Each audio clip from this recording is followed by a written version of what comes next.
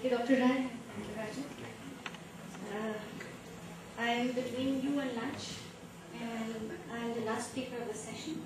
It is both easy and difficult for me to keep your attention, and I try my best.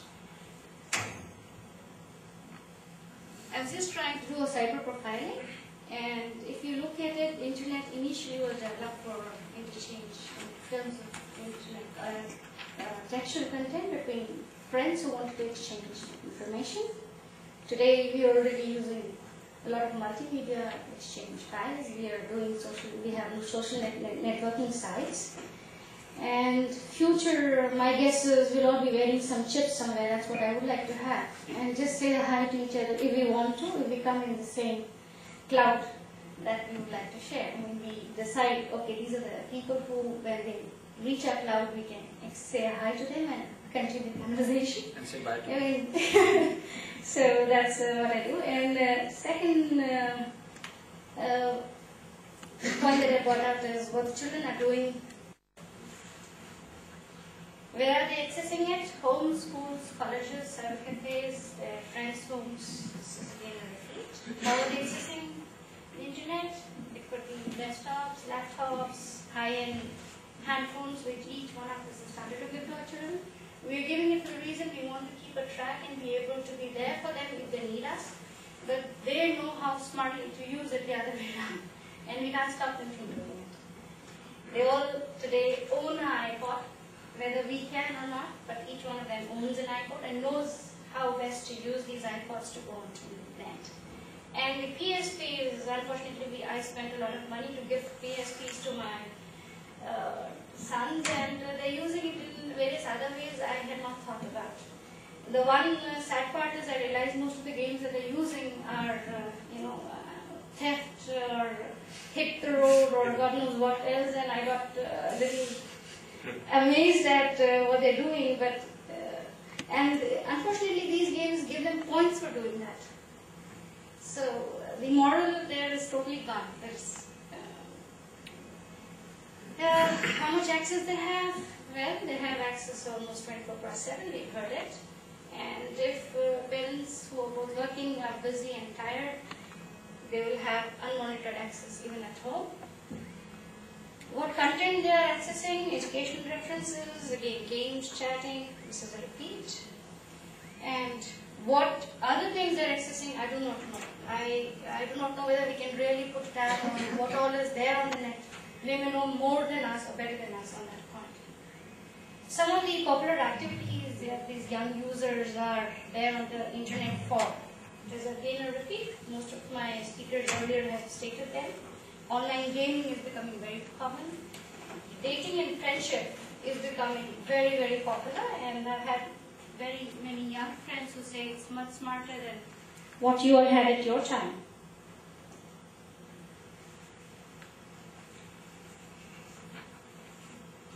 What I've now tried to do, I do not know if it resonates with all of you, but I've tried to clarify kinds of type of people. Here I've used the term children or youth, but it could be one of us here.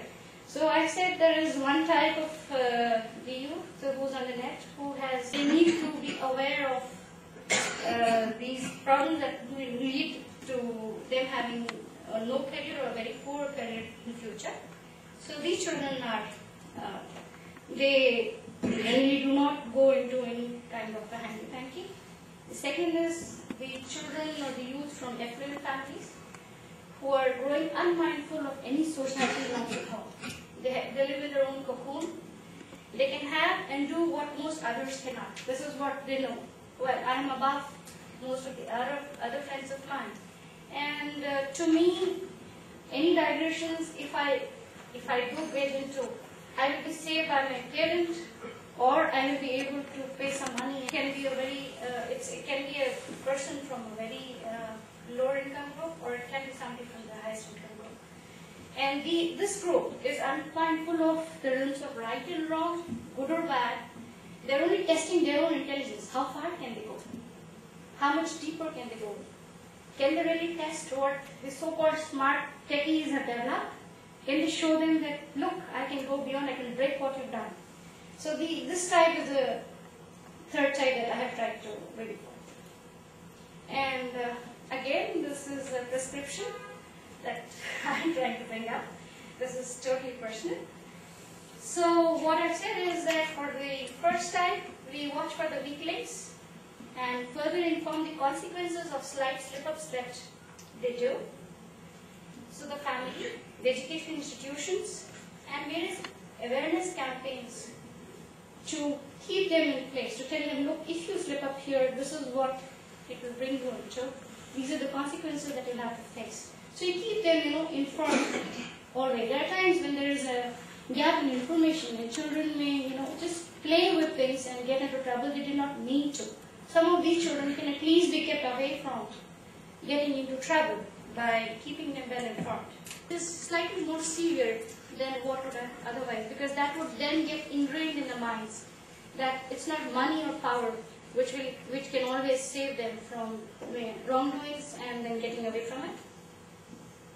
And for the brilliant, there's very little that we have from there, but what I've said is, let us try to identify a list of all these brilliant people by bringing out a network amongst all the education institutions, that is schools or colleges, and link them up to establish a database between the academy and the policing network.